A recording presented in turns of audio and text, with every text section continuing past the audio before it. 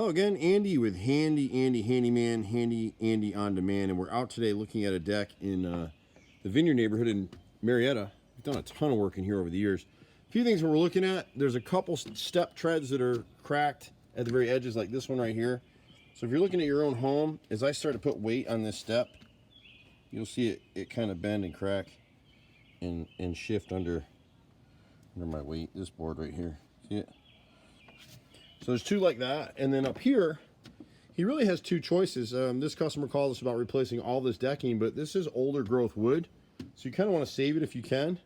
So we can replace all of it if that's what he wants. This was nailed, and they set the nails too deep, and they didn't, obviously because it's nailed, they just pounded them through, and it split the boards almost every single place.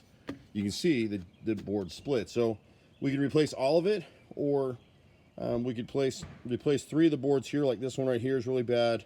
The one next to it's bad. And then probably this one right here. And then come across the top over here, he can replace all of it. Or he's got about 6 rows of boards that are like this one right here. This one is really checked. So we would just pull it up and replace it. This one right here is rotted, probably because debris sat on it. But most of the rest of this wood, this one right here, and there's a couple on this side. So 5 or 6 boards are all. And then we would install a custom flashing plate cut in the siding here and down the side here.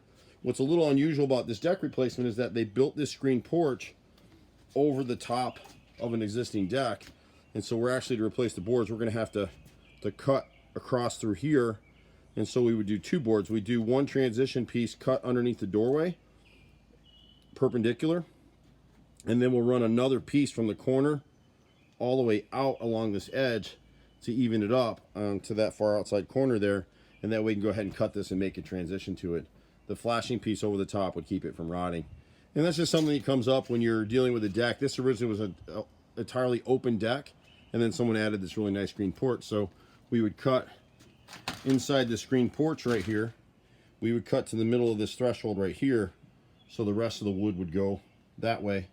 And then the difference with us is every piece of deck board we put down, we drill pilot holes with a countersink so that the screws set flush with the wood, and that way it's not splitting the wood. But the one thing about this deck is this deck's a little bit older, so I'm pretty sure that this deck was built with the old pressure treated treatment that had arsenic in it, so the wood lasted a lot longer.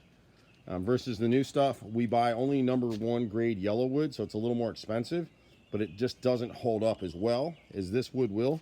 If we do the deck, or you're listening, watching, thinking about your own deck, if you stain it every year, so you rotate, like 1 year you do your decking, 1 year you do your outside railing, and then the second year you do your top cap and your stair treads, and you rotate every year and just restain one section of your deck, you'll always stay up on your maintenance, and you won't get your wood drying out and checking like this. So once the sun, this is sitting in UV rays, sunshine all day, it'll kill it. When we do the deck, we'll just pull this bench up and then put it back, and we'll also give him a price to clean this thing up and restain it if that's what he wants. My brother and I have been doing this stuff with a crew of 30 for 27 years now in Atlanta. It's kind of hard to believe, but we do it all. I've got my son Andrew tagging along with me today, doing some bids and learning the business.